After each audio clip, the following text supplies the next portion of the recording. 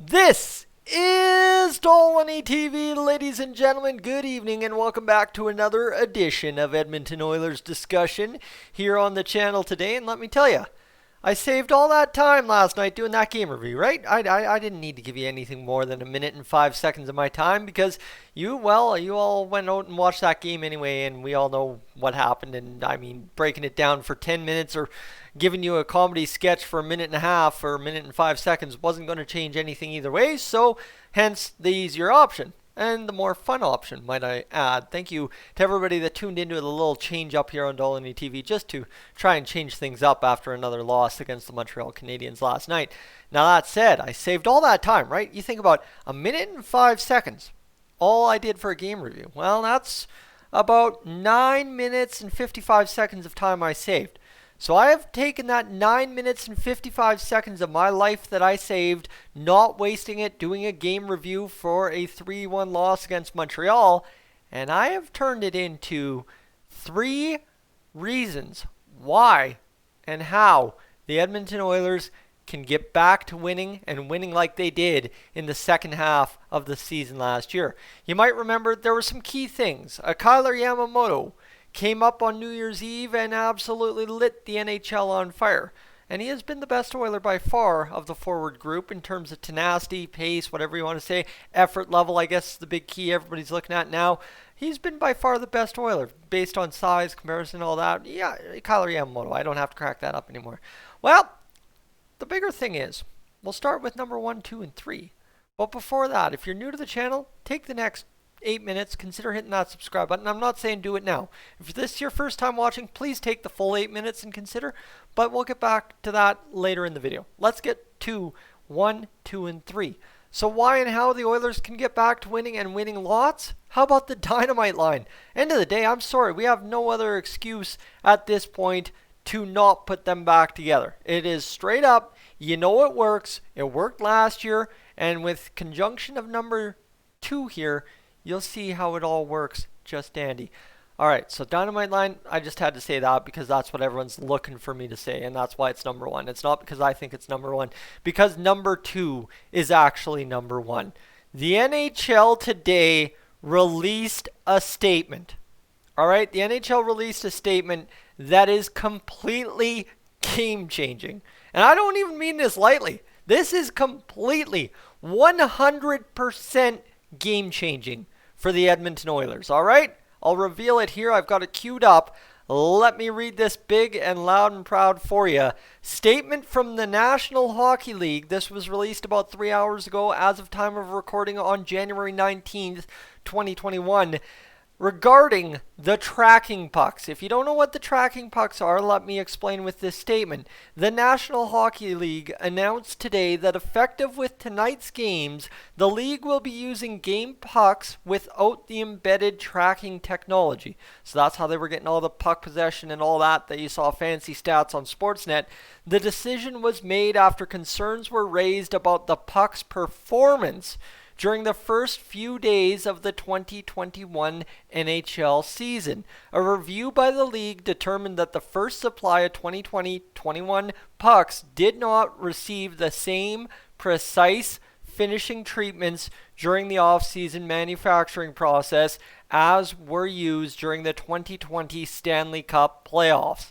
It is expected that a new supply of the league's tracking pucks will be available soon, and after undergoing appropriate quality control testing, will be back in use for all games.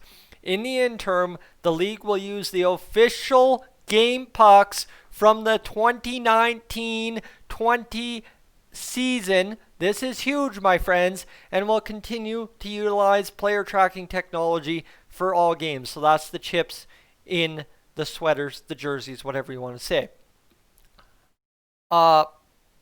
Excuse me, but is that not just massive? As an Oilers fan, looking for any kind of answer to explain a 1-3 start in which the power play has been straight garbage, trying to explain why everything doesn't seem to go our way, and nothing makes sense, right? One problem solves itself the next night after it's a problem, there's a new problem. That's how I'd sum up the first 4 games, right? Last night, the defense wasn't bad.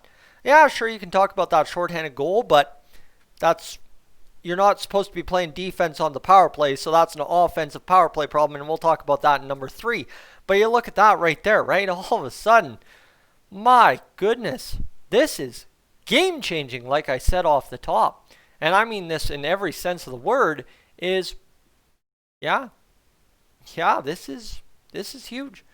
Because, well, you go back to it, and I might be being a little bit sarcastic here, sure, but straight up, the Oilers were a pretty good team in 2019-2020, all right? We're not kidding ourselves. That was the second place in the Pacific Division Edmonton Oilers in 2019-2020 through 71 games.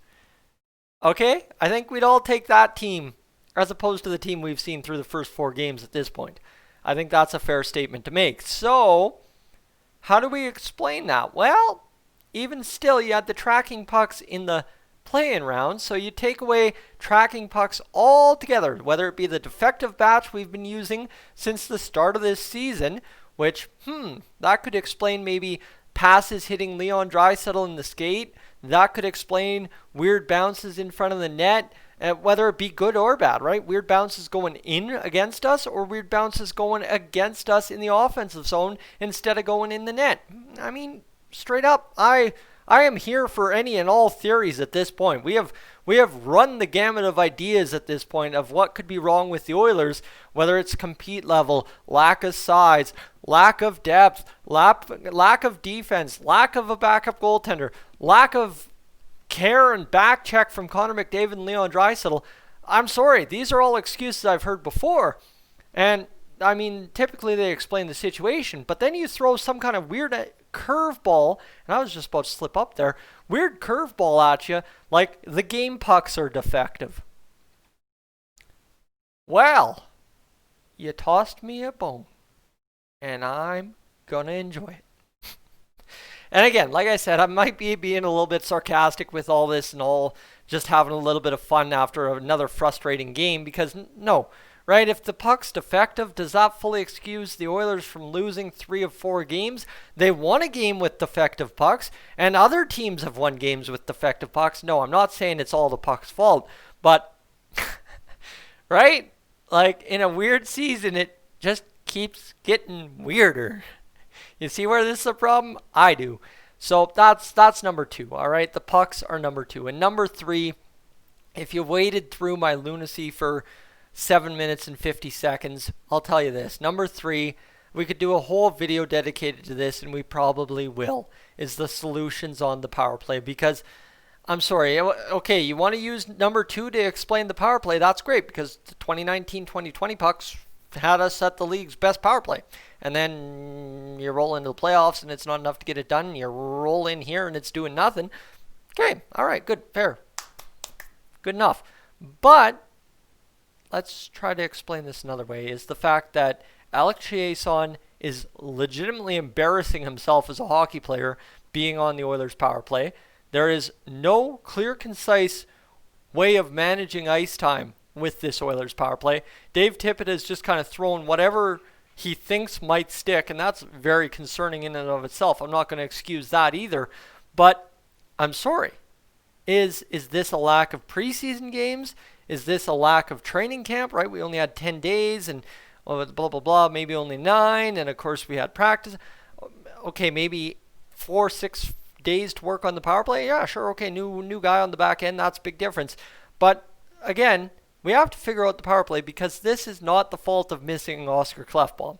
Oscar Klefbom, as I mentioned earlier, does not pass it into Leon Draisaitl's skates across the slot. That's Connor McDavid, who did that, 3 times last game against Montreal? That's not a Oscar Klefbom problem. The pass from below the goal line out front to the right-hand shot in front of the net, that's not an Oscar Klefbom problem. The defense on the power play is not an Oscar Klefbom problem, because you are kidding me if you don't think Oscar Klefbom didn't make 5 or 6 of those stupid plays last year too that Tyson Barrie's made through 4 games. So we got to figure it out, because this power play is completely broken. So you want to talk about the 3 ways the Edmonton Oilers, why they get to winning lots and how they get to winning lots? Well, Simply put the dynamite line back together. You get the 1920 pucks back, which the results speak for themselves with those pucks. And the power play just needs to figure it out, or we really have a problem. And you do those three things, I think the Oilers are number one team in the Canadian division by probably the end of the month. Right? I mean, the season's been weird so far. You can't tell me that's not a possibility the way things are going. Because everybody else that's sitting here pro-Oilers would have told you that the situation we find ourselves in was not a possibility. Even the people that are anti-Oilers, even though they call themselves an Oilers fan, saying the Oilers suck, don't think the Oilers could have sucked this bad coming through 4 games. So, I mean, 3 possible explanations. Anyone got some mud I can throw at the wall here to figuratively and literally put this together for you? Have a good night, alright? I'm Tyson, this is Dolynny TV up on over here.